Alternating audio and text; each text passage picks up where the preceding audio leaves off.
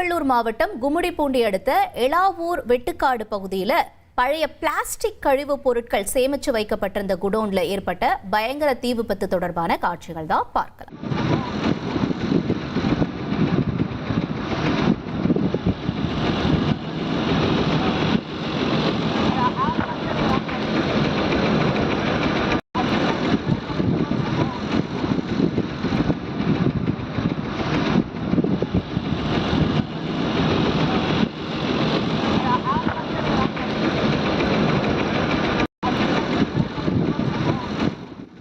கந்தன் அப்படிங்கிறவருக்கு சொந்தமான திறந்தவெளி குடோன்ல இருந்த பிளாஸ்டிக் கழிவுகள் திடீர்னு தீப்பற்றி எரிந்ததுனால அந்த பகுதியில் பரபரப்பு ஏற்பட்டிருக்கு.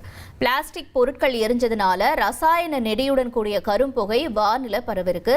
தகவல் அறிந்து சம்பவ இடத்திற்கு விரைந்த கும்மிடிப்பூண்டி தீயணைப்பு வீரர்கள் 2 மணி நேரத்திற்கும் மேலா போராடி தீயை கட்டுக்குள்ள கொண்டு வந்திருக்காங்க. இந்த தீ விபத்து தொடர்பாக ஆரம்பாக்கம் போலீசார் வழக்கு பதிவு செய்து விசாரணையும் நடத்திட்டு வராங்க.